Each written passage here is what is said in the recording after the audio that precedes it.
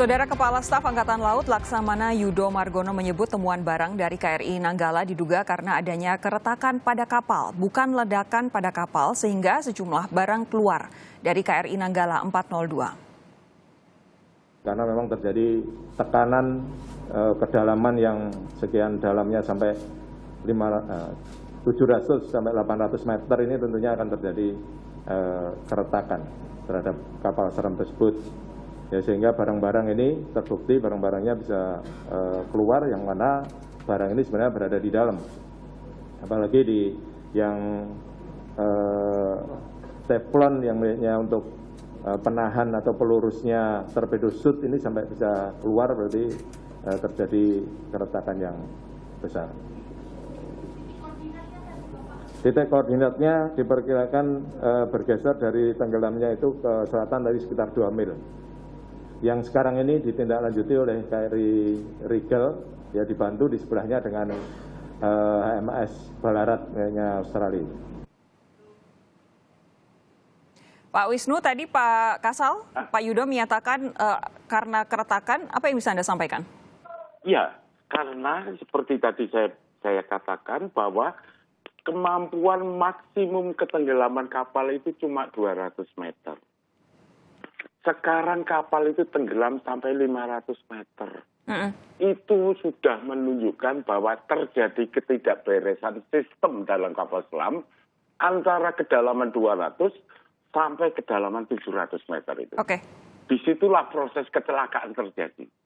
Kenapa sebabnya kecelakaan terjadi, kita masih belum tahu. Nanti KNKT harus bisa menyelidiki itu. Oke. Tetapi yang jelas kapal selam itu sudah pada kedalaman 700 meter. Dan dalam tekanan 700 meter itu 70 bar. Bagaimana 70 bar dari tekanan hidrostatik itu meremas yang namanya pressure hull kapal. Sehingga pressure hull itu sudah tidak bisa menguasai lagi. Ya. Karena kemampuannya cuma 200 kok dikasih 700. Ya. Tidak kuat dia. Dan itu menjadikan dia itu pecah. Pecah. Oke, Pak Wisnu begini, kalau Anda kemudian bilang, ini yang saya baca dari segala pernyataan Anda adalah bahwa ada kemungkinan sebenarnya ketika 3 hari yang lalu kapal itu hilang kontak dan berada di sekitar kedalaman 700, justru memang posisinya dalam kondisi hancur itu persis ketika 3 hari yang lalu begitu ya. Jadi jangan-jangan hilang kontaknya memang karena kapalnya hancur. Iya, saya pikir saya prediksikan begitu. Karena dari 200 ke arah 700 ini bukan perjalanan yang enak gitu. Betul. Perjalanan ini bisa menyusup, kapal itu bisa nyungsep, istilahnya orang Jawa ya.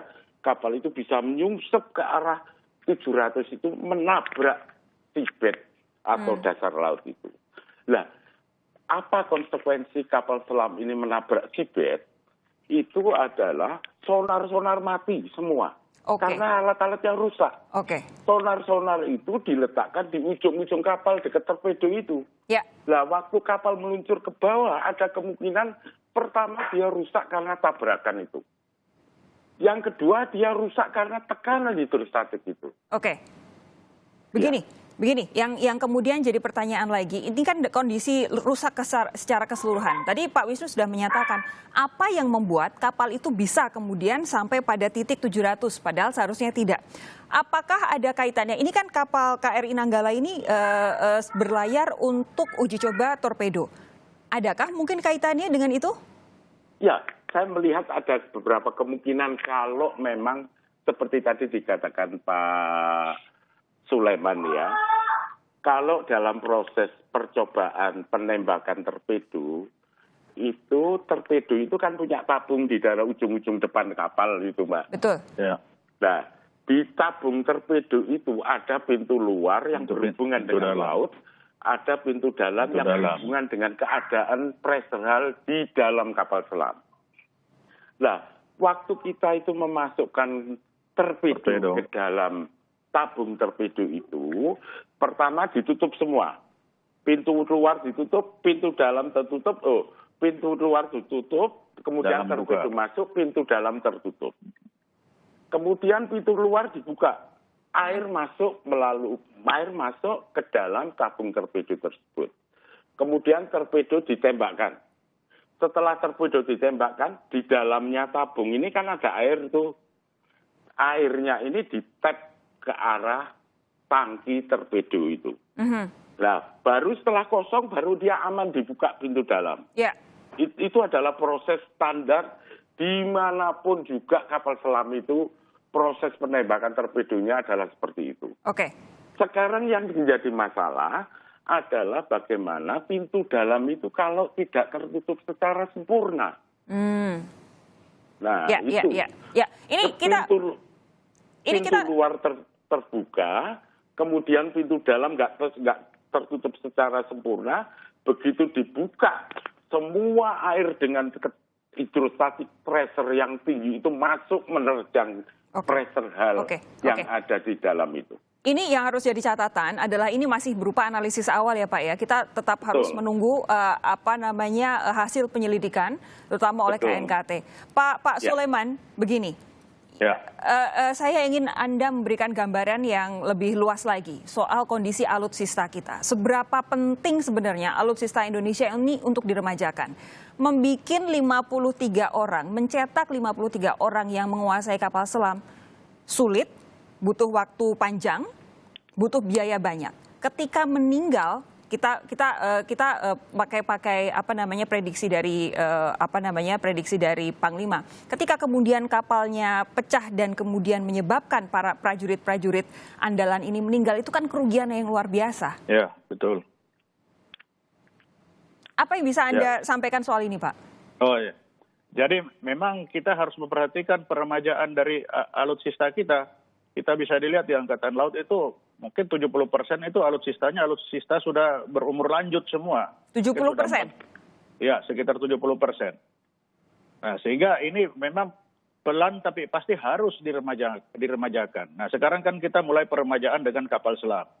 Sudah mulai ada Alugoro, satu persatu sudah mulai. Betul, ada 3 kemarin ya? Ya, 3 yang baru. Nah, ini seharusnya ini sudah berlanjut. Jadi memang ini sudah keharusan bahwa ini harus berlanjut. Dalam catatan saya, ketika saya berdinas mulai dari 78 sampai 2013 itu kapal yang tenggelam itu hanya 1. Tapi dari 2013 sampai sekarang 2021 dalam tempo 8 tahun ini itu sudah ada 3 kapal yang tenggelam. Keempat ini dengan kapal Nanggala ini. Jadi itu tandanya bahwa memang kita sudah harus meremajakan alutsista yang ada khususnya di Angkatan Laut ini. Kalau tidak nanti kita tinggal menunggu akan begini terus terjadi. Kasihan prajuritnya ya, kita nyetaknya udah susah payah begitu. Ya tidak gampang, apalagi kapal selam itu tidak gampang cari personil yang bertugas di kapal selam. Pak Sulaiman, manusia khusus. Pak Sulaiman terakhir, kalau kemudian seperti tadi yang disampaikan oleh Pak Wisnu, ada kemungkinan pecah dan serpihannya juga sudah diketemukan, seberapa persen kans untuk bisa menemukan sisa-sisa kapal selam KRI Nanggala ini di bawah laut? Kalau sisa-sisanya sepanjang itu ketahui posisinya pasti ada di sana. Karena dia itu hanya penyet begitu dia, sehingga keluarlah yang kecil-kecil itu. Tapi bangkainya itu tetap ada di dasar laut sana. Tapi apakah mau diangkat atau tidak, nah itu keputusan politik nanti. Apakah kita punya peralatan sampai 700 mau diangkat. Tapi dia tidak akan hancur seperti pesawat berkeping-keping begitu, tidak. Dia masih utuh, namun ada lubang-lubang kecil, keretakan yang rengat-rengat itu, barang-barang kecil pasti bisa keluar itu. Baik. Pak Sulaiman, terima kasih. Pak Wisnu, terima kasih sudah berbagi pengetahuan bersama kami. Tidak semua orang memahami implikasi dari kapal selam yang tenggelam. Terima kasih sudah memberikan pencerahan untuk kami semua soal apa yang bisa terjadi pada KRI Nanggala. Selamat malam, Bapak-Bapak. Terima kasih.